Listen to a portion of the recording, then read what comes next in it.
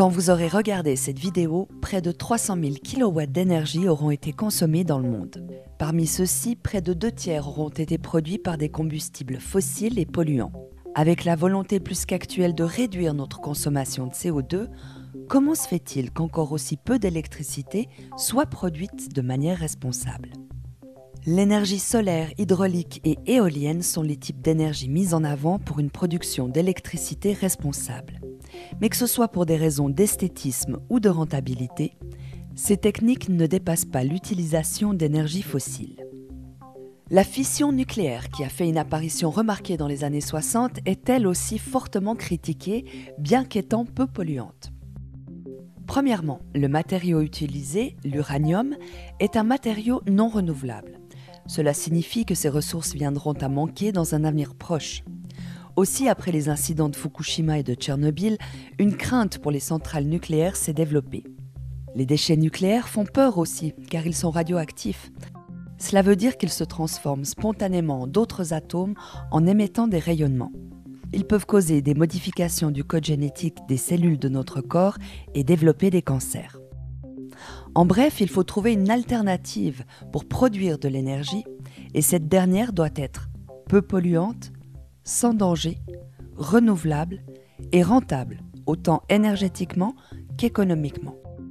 Et cette alternative pourrait être la fusion nucléaire. Et oui, la fusion nucléaire, cousine de la fission nucléaire, fonctionne à l'inverse de celle-ci. À la place d'utiliser un des atomes les plus lourds, l'uranium, elle nécessite l'atome le plus léger sur Terre, l'hydrogène. Pour comprendre ces deux réactions, intéressons-nous aux atomes. Les atomes sont les plus petits constituants de tout ce qui nous entoure. Ils sont formés d'un noyau, composé de neutrons et de protons, et d'un nuage d'électrons. Les neutrons sont, comme le nom l'indique, neutres. Les protons sont chargés positivement et les électrons sont chargés négativement.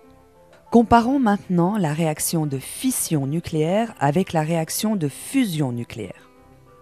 Lors de la réaction de fission nucléaire, le noyau d'un atome d'uranium accepte un neutron et devient très instable. Ce dernier se fissionne et forme 2 ou 3 noyaux d'atomes plus légers, appelés produits de fission.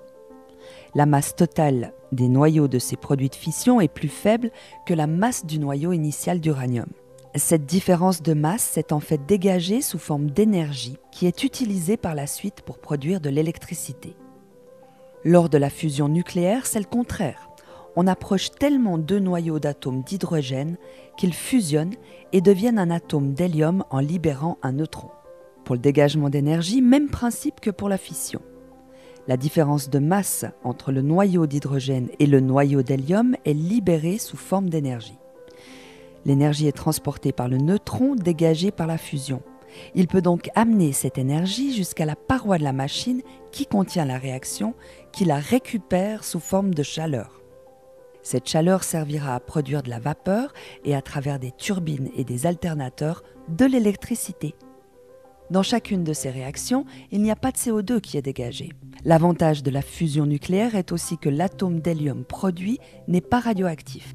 Afin que les noyaux puissent fusionner, les atomes d'hydrogène doivent être dans un état particulier. Ni solide, ni liquide, ni gazeux, mais sous forme de plasma.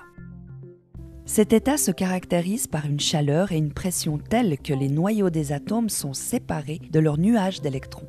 Ainsi, les noyaux sont libres de fusionner sans être dérangés par le nuage électrique. Un des exemples de plasma, c'est le Soleil. Dans son centre, les températures atteignent les 10 millions de degrés.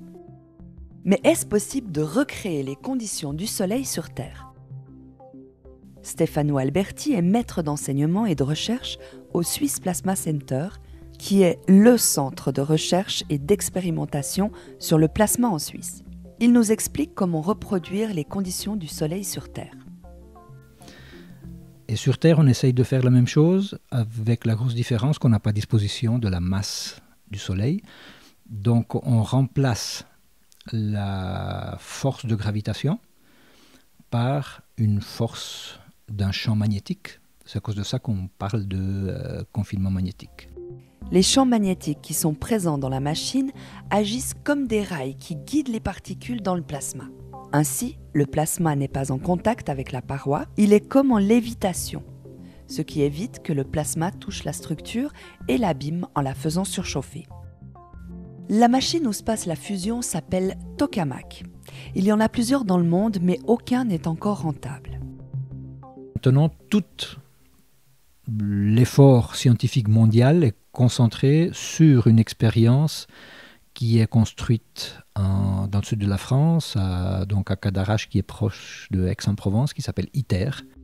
C'est l'expérience dans laquelle tous les efforts concernant la fusion nucléaire sont réunis. Mais ces efforts valent-ils la peine si le tokamak est aussi dangereux qu'une centrale nucléaire ? Le centre ITER assure qu'une explosion telle que l'accident de Fukushima ne risque pas d'arriver dans un tokamak. Que ce soit pour la fusion ou pour la fission nucléaire, le seul moyen d'arrêter les réactions, c'est que tout le combustible ait réagi. Le problème d'une centrale à fission nucléaire, et donc de la centrale de Fukushima par exemple, c'est que le combustible y est présent en très grande quantité et qu'il est donc impossible de l'isoler et de le mettre à l'abri en cas d'accident. A l'inverse, dans le tokamak se trouve très peu de combustible. L'hydrogène peut être stocké à l'extérieur de l'enceinte dans une sorte de bonbonne. On injecte dans le tokamak uniquement la quantité nécessaire pour qu'une fusion ait lieu. Et si un problème intervient, on ferme la bonbonne et la fusion s'arrête presque comme une ampoule.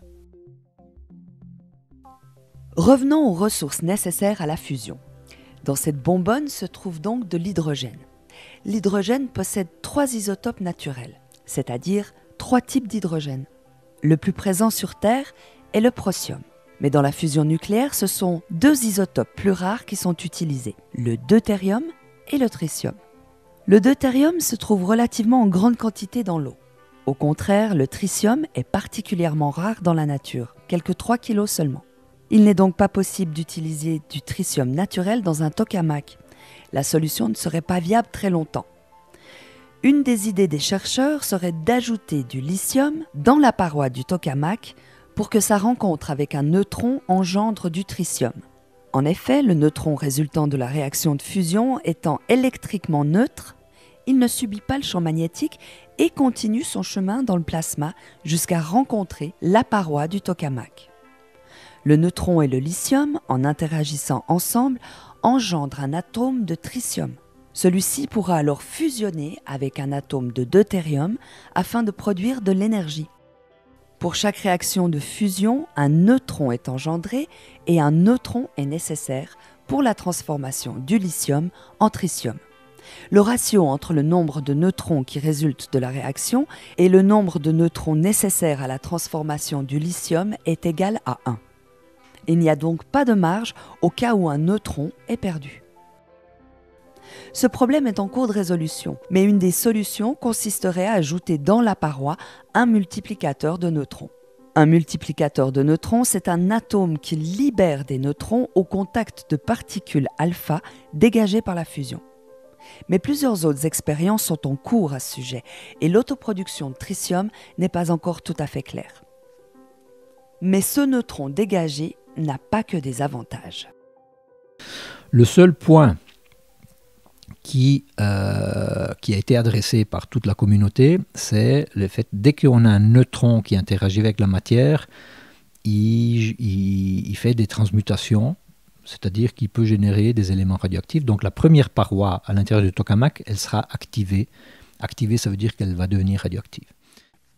Si cette paroi est activée, elle le sera seulement pour une durée d'environ 100 ans. Cela reste largement inférieur au temps de radioactivité des déchets de la fission nucléaire qui doivent être stockés pour certains pendant 1 million d'années. Ce n'est donc tout de même pas une situation sans rayonnement et sans risque pour l'humain comme attendu au premier abord. Une fois que nous avons tout le deutérium et le tritium nécessaires et que la matière est sous forme de plasma et qu'elle est maintenue hors de contact avec la paroi à l'aide du champ magnétique, il faut encore que les noyaux viennent à se rencontrer. Pour cela, 3 paramètres. La densité, la température et le temps de confinement.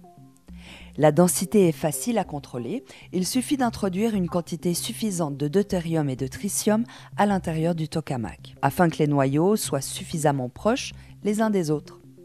La température, qui sert déjà à atteindre l'état de plasma, est aussi utile pour agiter les noyaux. En effet, plus les températures sont élevées, plus les noyaux sont agités et plus leurs collisions seront probables et violentes. Enfin, le dernier paramètre, le temps de confinement, est relatif à la qualité de l'isolation thermique. Plus le temps de confinement est élevé et moins le système perd de l'énergie.